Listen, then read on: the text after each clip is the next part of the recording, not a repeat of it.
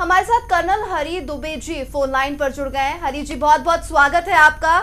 जिस तरह से आज पाकिस्तान को ईंट का जवाब पत्थर से भारतीय सेना ने दिया है, प्रधानमंत्री नरेंद्र मोदी ने जिस तरह से भारतीय सेना को फ्री हैंड दिया था, उसका बिल्कुल सटीक जवाब देते हुए एयर स्ट्राइक की गई।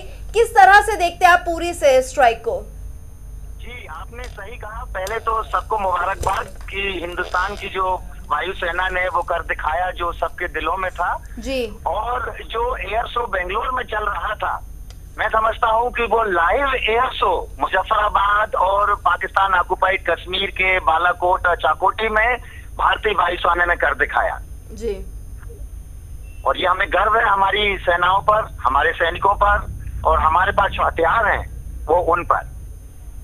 जी हरी जी, आपसे जानना चाहेंगे कि जिस तरह से मिराज ने 1,000 किलो के 10 बम आतंकियों के बेस कैंप में गिराए, इस अगर हम 1,000 किलो के बम के बारे में विस्तार से आपसे जानकारी लेना चाहे तो इसमें कितनी क्षमता होती है और इसका कितना असर होता है, कितने इलाके को ये ध्वस्त करने में इसकी क्षमता होती है?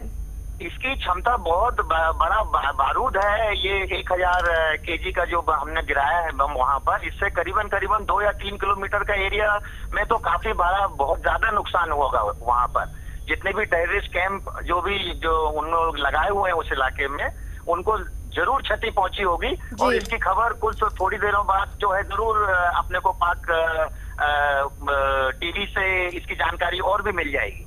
जी हरी जी, आपसे जानना चाहिए कि हमेशा पाकिस्तान की तरफ से ये कहा जाता है कि किसी भी आतंकी संगठन को बढ़ावा पाकिस्तान नहीं दिया जाता और खुद पीओके में जैशे मोहम्मद का एक बड़ा आतंकी संगठन जो ध्वस्त किया गया, क्या लगता है आपको पाकिस्तान को किस तरह से करारा जवाब मिला है? ये जो बहुत बड़ा संदेश ये जो हमारी एयर स्ट्राइक से दिया है टेरर संगठन को, जो पाकिस्तान जिनको शह देता है, और पाकिस्तान को भी, क्योंकि उनको ये पता होना चाहिए कि ये टेरर संगठन जितने उन्होंने अपना तैयार किए हैं, इनका सबसे ज्यादा खामियाजा तो पाकिस्तान और उनकी जनता को भुगतना पड़ रहा है जी। और इसका जितने और आगे दिनों तक यदि ये कंटिन्यू रखेंगे तो पाकिस्तान का नामो निशान ही आतंकिस्तान जो कह रहे हैं हम भी बिल्कुल सही है। और ये उनको पता होना चाहिए कि टेरर संगठन पूरी दुनिया में कहीं एक्सेप्ट नहीं किए जा रहे हैं। और दूसरा मैं कहना चाहूंगा कि जिस चीज की वो लड़ाई लड़ रहा है जम्मू कश्मीर की, वो तो हमारा है। महाराजा ने हिंदुस्तान को, भाई जो कोर्ट ऑफ लॉ में कहते हैं कि किसके पास रजिस्ट्री है किसी जमीन की, वो दिखा दे ओरिजिनल रजिस्ट्री। वो ओरिजिनल रजिस्ट्री तो महाराजा ने हिंदुस्तान के साथ की है, पाक के साथ तो नहीं की है जी। तो वो रजिस्ट्री हमारे पास है, यदि उसके पास है तो वो दिखा दे। तो वो घुसपैठिए हैं, आज नहीं तो कल उनको हमारा जम्मू एंड कश्मीर का पूरा क्षेत्र वापस करना ही होगा। ये दुनिया की नजर में ही वो बहुत गलत है, कानून के नजर में भी गलत है और उनको इसका खामियाजा भुगतना पड़ेगा।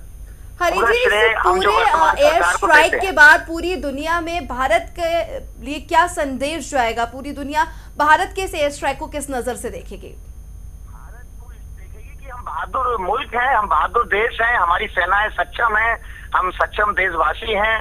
हमने वैसे भी संयुक्त राष्ट्र संघ के साथ बहुत सारी जो देशों में हमारी सेनाएं वहाँ कार्यरत है और हमारी जो क्षमता है उसका एक बहुत बड़ा, जो सर्जिकल स्ट्राइक के बाद ये बहुत बड़ा एक उदाहरण हमने दुनिया के सामने पेश किया है जी। बहुत सम्मान बढ़ा है भारतीय सेना का और भारत के लोगों का, वैसे भी है और भी बढ़ा है।